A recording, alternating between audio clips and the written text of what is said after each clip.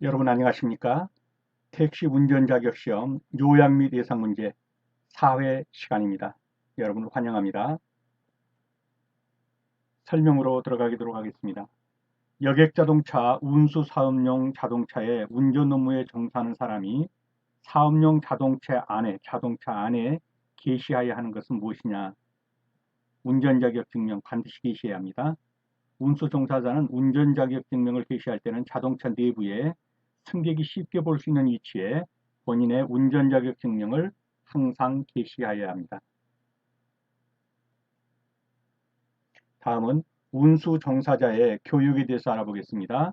교육의 종류는 신규 교육, 보수 교육, 수시 교육이 있고 주로 시험에 나오는 것은 정기 교육이란 게 있느냐 한데 이 정기 교육이라는 건 없습니다. 교육에서는 신규 교육, 보수 교육, 수시 교육이 있다. 신규 교육은 여러분이 맨 처음에 택시 운전 자격 증명을 어, 택시 운전 자격 시험에 합격하시면 16시간의 신규 교육을 받게 되죠. 그 다음에 보수 교육은요.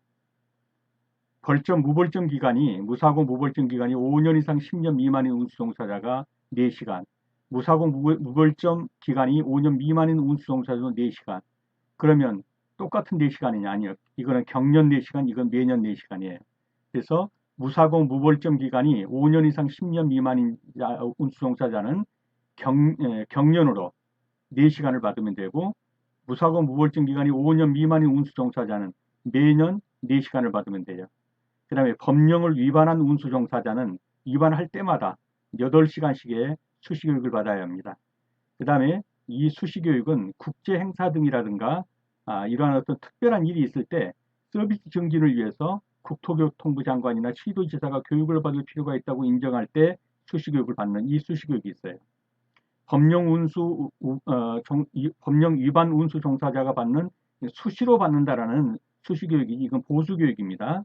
보수교육 중에서 무사고 무벌점이 받는 것, 그 다음에 법령 위반자가 받는 것, 이것은 다 보수교육에 속하는 것입니다. 그 다음에 운수 종사자의 교육기관은 한국교통안전공단, 연합회, 조합이 할 수 있어요. 한국교통안전공단, 연합회, 조합. 근데 꼭 시험에 나오는 것은 도로교통공단 이렇게 나오는데 도로교통공단은 도로를 관리하고 이러는 곳이지 운수 종사자에 대한 교육을 담당하는 기관은 아니에요. 아닙니다. 교통안전공단이 교육을 담당하는 기관이다. 또 때로는 연합회나 조합이 교육을 담당할 수 있다. 법령 위반 종사자 교육은 그 과태료나 과징금 또는 사업정지 처분을 받은 날로부터 3개월 이내에 실시해야 합니다. 그 다음에 무사고 무벌점 기준은 전전년도 10월 말에서 전년도 10월 말까지. 그래서 요거는 말일을 기준으로 한다. 10월을 기준으로 한다. 그래서 10월 말에서 10월 말 이렇게 해서 무사고 무벌점 기간은 전년도 10월 말을 기준으로 선정한다.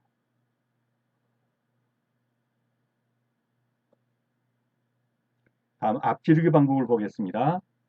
앞지르기 방법은 앞차의 좌측으로 통행하면서 앞지르기 하셔야 합니다.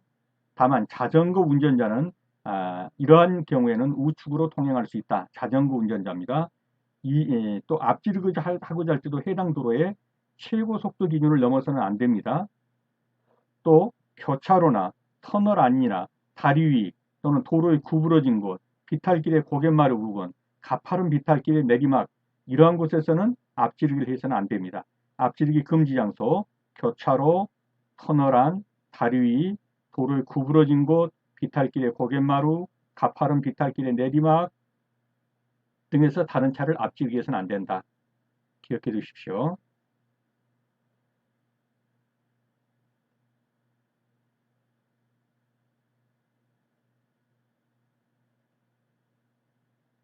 다음은 자동차 일상 점검 시의 주의사항을 보겠습니다.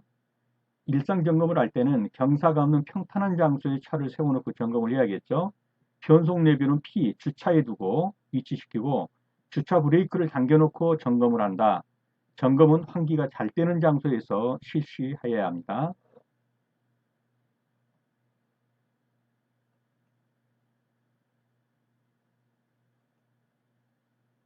다음은 엔진 룸 내부 점검 사항과 외관 점검이 무엇인지를 보겠습니다. 엔진 룸 내부 점검 사항은 그렇죠. 엔진 룸을 열어놓고 보면 엔진 오일을 점검하고 냉각수는 충분한지를 점검하는 것, 그 다음에 누수, 누유는 없는지 점검하고 클러치액이나 와시액 등은 충분한지를 점검한다. 이것은 전부 엔진 룸 내부를 점검하는 것이고요. 다음 외관 점검은 완충 스프링 상태, 현가 장치죠. 완충 스프링 상태에서 스프링이 그렇죠. 뭐 부러진 것은 없는지, 바퀴 상태는 정상인지, 램프 상태는 정상적으로 불이 들어오는지, 등록 번호판이 파손되지는 않았는지, 식별은 가능한지, 배기가스를 보고서 어떤 색깔로 나오느냐에 따라서 엔진의 상태를 점검해 본다든지, 이러한 것들은 전부 외관 점검이에요. 배기가스 점검, 번호판 파손 및 식별 가능성, 바퀴의 상태, 램프의 상태, 완충 스프링 상태, 이런 것은 외관 점검이다. 알아두시기 바랍니다. 다음은 몇 개의 현상을 보겠습니다. 페이드 현상, 베이퍼록 현상, 수막 현상.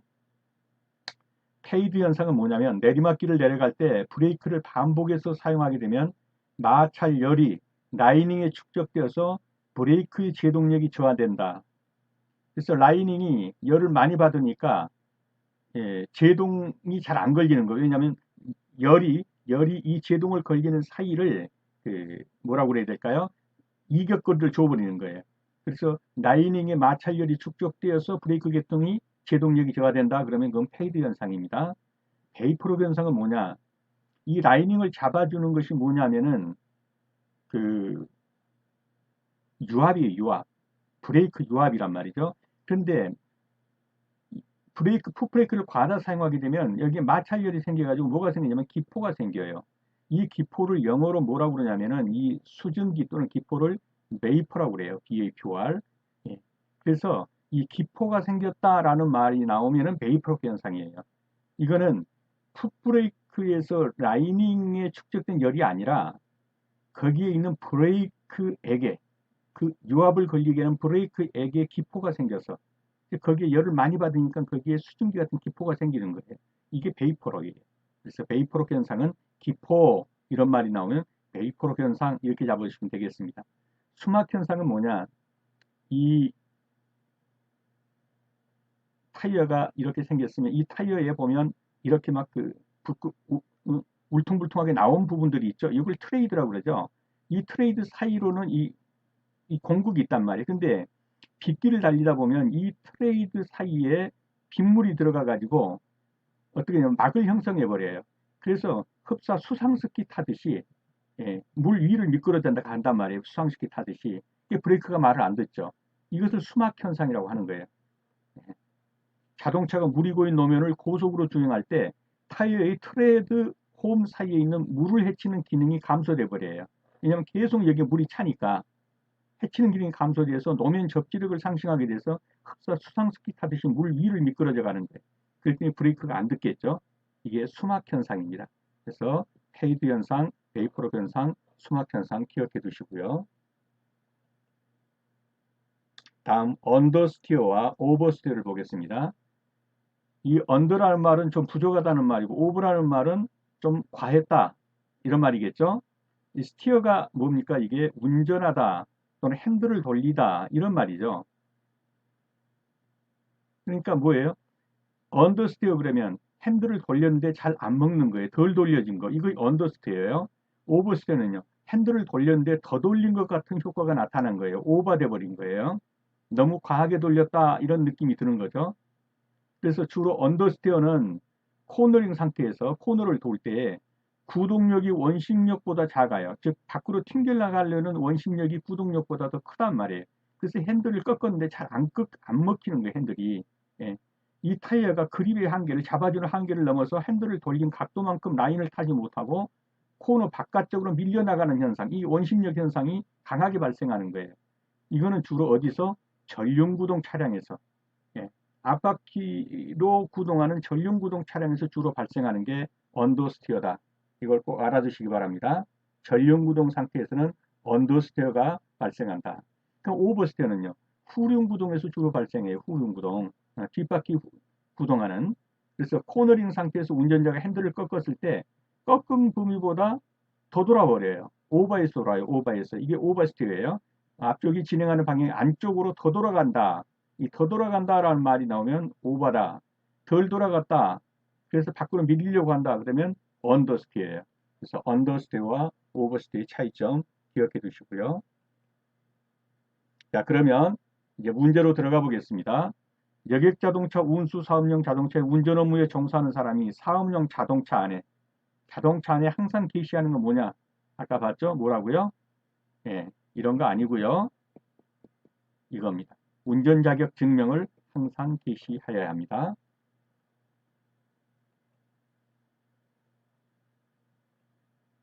여객자동차 운수사업법령상 운수 종사자에 대한 교육의 종류에 해당되지 않는 것. 아까 보셨죠? 신규교육 몇 시간? 16시간. 수시교육 필요에 따라서. 보수교육 5년 이상 10년 미만의 무사고 운전자는 4시간인데 경련으로. 5년 미만의 무사고 무벌점도 4시간인데 이건 매년마다. 그 다음에 법령 위반했을 때마다, 즉 쉽게 말하면 딱지 뗐을 때마다 8시간씩. 뗀 날로부터 뭐예요? 그 처분을 받은 날로부터 30일 내에. 자, 그러면 여기서 운송상 교육의 종이 해당되지 않는 거 뭐죠? 그렇죠. 정기교육이죠. 신규교육, 수시교육, 보수교육은 있는데 정기교육이란 것은 없습니다.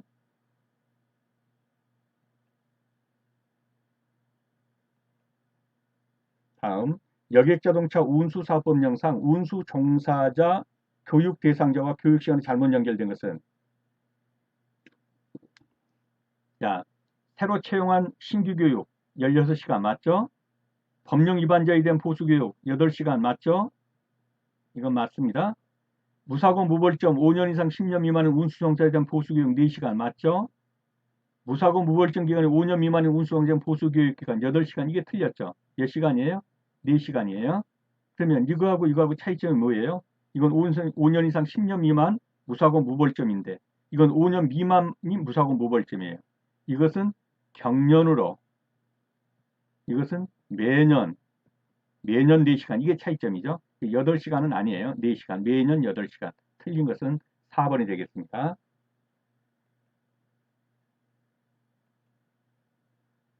다음, 운수종사자의 교육 담당 기관이 아닌 곳은, 아까 봤죠? 교육 담당 기관이 아닌 곳은, 그렇죠. 도로교통공단은 도로를 관리하는 곳이 교육하는 것은 아니죠. 도로교통안전공단이 교육을 담당하죠.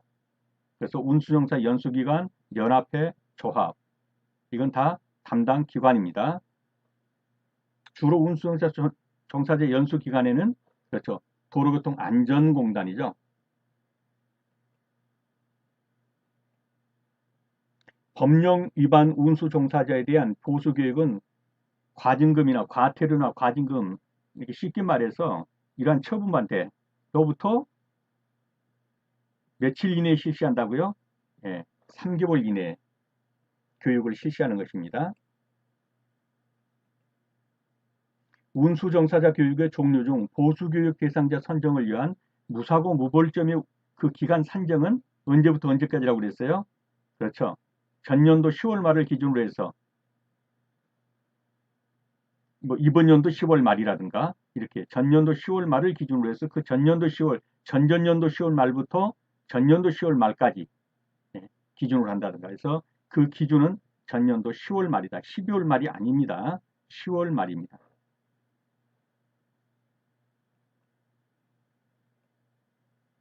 다음은 앞지르기에 대한 설명이다. 올바른 운전 방법은, 다른 차를 앞지르려면 앞차의 좌측으로 통행해야 한다. 맞죠? 앞지르기 할 때는 해당 도로의 최고 속도 기준을 넘을 수 없습니다. 넘을 수 있다는 틀렸죠. 필요한 경우 앞차의 우측으로 앞지르기, 우측 앞지르기 못하고 2대 이상 앞지르기도 못하죠. 앞차가 다른 차를 앞지르려고 할 때는 앞지르기 할 수 없습니다. 그러면 맞는 것은 1번만이 맞겠습니다.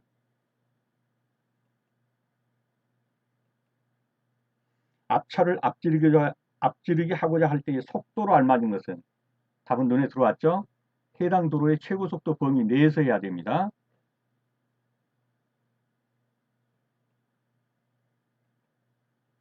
앞지르기가 금지되는 장소가 아닌 것은 교차로 맞죠? 터널 안 맞죠? 다리 아래, 다리 위입니다. 비탈길의 고갯마루 부근 맞습니다. 교차로나 터널 안이나 비탈길의 고갯마루 부근이나 내리막길, 비탈길의 내리막길이라든가 이런 곳에서는 금지됩니다. 다리 위도 금지되죠. 근데 다리 아래는 금지되는 장소가 아니죠. 정답은 3번이 되겠습니다. 다음 중 교차로에 진입하여 신호가 바뀐 후에도 다른 차량을 통행을 방해하는 행위는 꼬리물기. 그렇죠? 워낙 정체가 심하다 보니까 분명히 신호 안에 들어가는데 빠져나가지 못하는 거예요. 그래서 거기에 머물러 있으니까 다음 신호 바뀔 때 교차로를 통행하는 차량의 교통 방해 행위가 되는 것이죠. 이게 꼬리물기죠. 자, 이 꼬리물기 위반 행위는 여기에 뭐가 되는 것이죠? 교차로 통행 방법 위반이 되는 것입니다. 교차로에 진입해서 꼬리물기 하는 경우가 문제되는 거니까요. 그래서 교차로에 진입해가지고 꼬리물기를 하였을 때의 위반 행위는 어떤 위반 행위냐? 그러면 교차로 통행 방법 위반이 되겠습니다.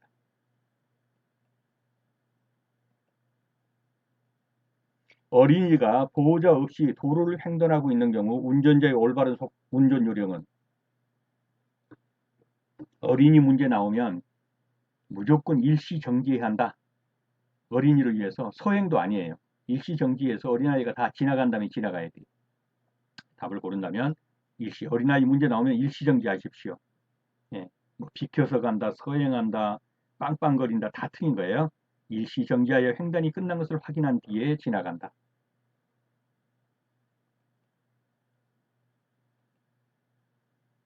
교통안전표지 중 서행, 서서히 가라라는 것이 서행인데 어느 정도 가는 것이 서서히 가는 것이냐? 즉시 정지할 수 있는 정도의 느린 속도로 운행하는 것을 서행이라고 합니다. 즉시 정지할 수 있어야 돼요. 그 정도의 속도로 가는 것을 서행이라고 합니다. 보통은 20km 미만으로 가야겠죠. 밟으면 바로 정지할 수 있는 것, 즉시 정지할 수 있는 것, 그런 정도의 느린 속도를 서행이라고 합니다. 야간에 도로에서 차를 운행하는 경우에 여객자동차 운송 사용용 승용자동차인 택시가 켜야 하는 등화, 즉 밤에 택시가 켜야 하는 등화는 무엇이냐? 등이란 등은 다 켜야 합니다. 4번입니다. 전조등 켜야죠. 차폭등 켜야죠. 미등 켜야죠. 번호등 켜야죠. 실내 조명등까지 켜야 합니다. 승합자동차라든가 또는 버스라든가 택시는 실내 조명등까지 다 켜는 겁니다. 등이란 등은 다 켠다 이렇게 보시면 되겠습니다. 자동차 일상 점검 시 주의사항으로 거리가 먼 것은 자, 경사가 없는 평탄한 장소에 점검한다. 맞죠? 변속레버는 피해 주차에다가 위치시킨 후 주차 브레이크를 당겨 놓는다. 맞습니다. 점검은 환기가 잘 되는 장소에 실시한다. 맞죠? 엔진을 점검할 때는 반드시 엔진 시동 상태에서 한다? 아니요. 엔진을 시동 건 상태에서 할 것도 있고 엔진을 시동 걸지 않고 할 것들도 있죠. 근데 일상 점검할 때 엔진 시동 걸어 놓고 예를 들면 엔진 오일 점검 가능합니까? 안 하죠. 왜 시동 거는 순간 엔진 오일은 전부 다 이제 기계 자체를 돌아버리기 때문에 그래서 시동 걸지 않고 할 수 있는 것도 있고 시동 걸고 할 수 있는 것도 있습니다. 그래서 틀린 것은 모든 점검이 다 엔진 시동 걸어놓고 한 건 아니다. 대부분은 시동 걸지 않고 하는 것이 더 많습니다. 그래서 엔진 시동 상태에서 점검할 사항이 아니라면 엔진 시동을 끄고 점검을 해야 합니다. 일상 점검 항목 중 엔진룸 내부 점검 사항이 아닌 것은 내부 점검 사항입니다. 엔진 오일 냉각수는 충분한지 내부 점검 사항 맞죠? 스프링 연결 부위, 이 현가장치 연결 부위 손상이나 이것은 외관 점검이죠. 틀렸죠. 누수 누유는 없는지 엔진룸에 그렇죠. 맞습니다. 클러치액이나 와셔액은 충분한지 내부죠. 엔진룸 내부 점검입니다. 그래서 스프링 연결 부위 손상, 균열 이거는 외관 점검에 해당되겠습니다. 다음 보기는 일반적인 운전석 전후 위치 조절 순서에 대한 내용이다. 위치 조절 과정을 순서대로 나열한 것은 맨 먼저 뭘 해야 되겠습니까? 그렇습니다. 좌석 쿠션 아래 있는 조절 레버를 당겨야겠죠. 그래가지고 위치를 조절해 봐야 될 거예요. 위치를 앞뒤로 조절하면서 예, 잘 보이는지, 나하고 운전대와 거리는 맞는지 조절해 보고, 맞으면 그때 조종 러버를 놓으면 되겠죠. 고정이 됐는지 이제는 앞뒤로 한번 흔들어 가지고 정확하게 고정되었는지를 확인해 봐야겠죠. 이 순서로 된 것이 무엇이냐 찾으시면 되겠습니다. 그래서 A, C, B, D가 되겠네요. A, C, B, D. 2번이 정답이 되겠습니다.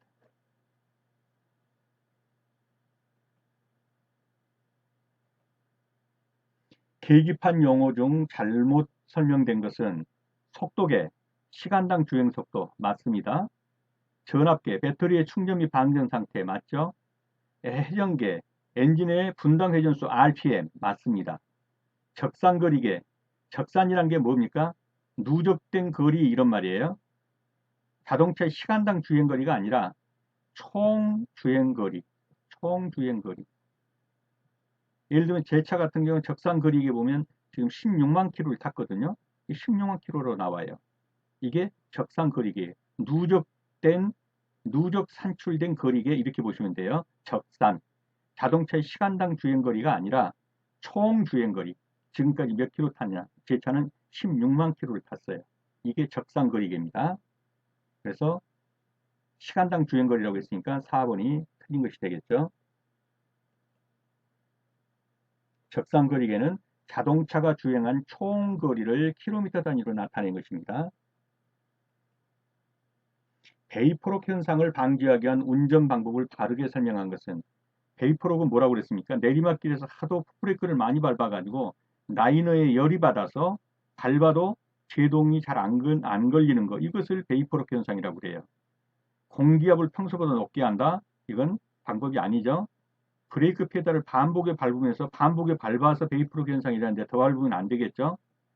엔진 브레이크를 사용하여, 그렇죠. 풋브레이크 대신 엔진 브레이크를 많이 사용해서 저단 기어를 유지하는 거예요. 그래서 풋브레이크 사용을 줄여주는 것, 이것이 맞는 것이죠. 그래서 베이퍼록 현상을 방지하기 위한 것은 3번이 정답이 되겠습니다. 출발 시 서행하면서 브라키를 몇 차례 밟아준다. 이건 주로 뭡니까? 예, 모닝롱. 예, 이 현상을 방지하기 위해서 모닝록. 아침에 일어났을 때 끽끽 소리 나는 거예요. 밟으면. 이거 몇 번 밟아주고 가는 게 좋죠. 출발 서행하면서 브레이크를 펴 이건 모닝록 방지를 위해서 필요한 거예요.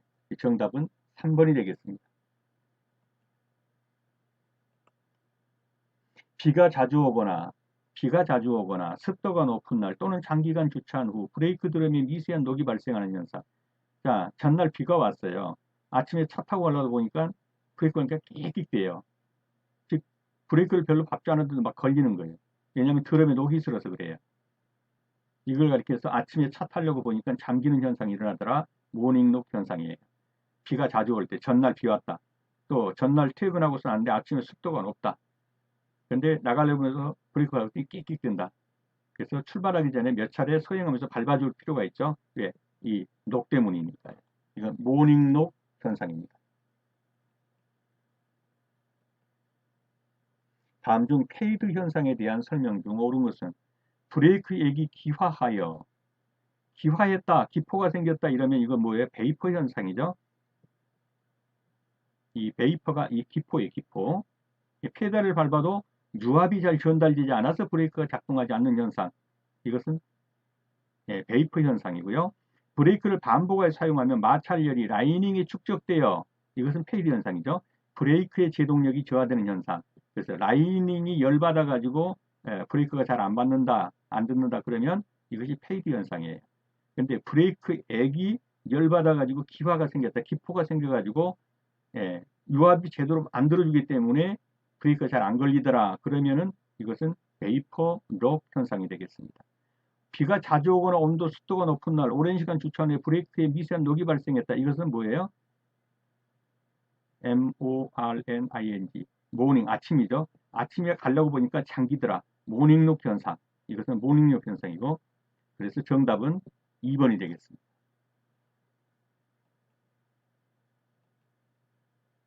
언더스티어에 대한 설명 중 틀린 것은, 언더스티어는 뭐예요? 회전이 덜 먹는 것이죠. 이 스티어가 회전, 핸들을 돌리다. 핸들이 덜 먹는 것, 이걸 언더스티어로 보시면 되겠어요. 언더스티어는 주로 어디서 일어난다고요? 전륜구동에서 일어난다고요. 근데 후륜구동 그랬으니까 틀린 거예요. 정답은 바로 나왔고, 핸들을 지나치게 꺾거나 안 들으니까 지나치게 꺾게 되겠죠. 과속 브레이크 잠김 등의 원인이 된다. 원인이다. 이렇게. 이건 맞죠? 커브길에서 회전 시 속도가 너무 높으면 발생해요. 맞습니다. 그래서 원심력에 의해서 밖으로 튕겨 나가려는 거예요. 핸들이 제대로 들어주지 않는 거예요. 안쪽으로. 앞바퀴와 노면과의 마찰력 감소에 슬립각이 커지면서 발생한다. 맞습니다. 틀린 것은요. 네, 전륜구동 차량에서 주로 일어납니다. 언더스티어는.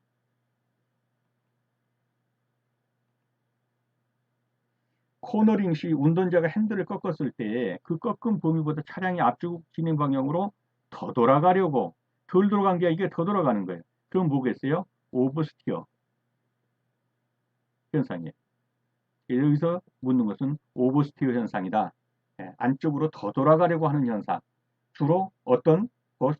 그렇죠. 후륜 구동에서 발생한다. 네, 수업하시느라 수고 많으셨습니다. 감사합니다.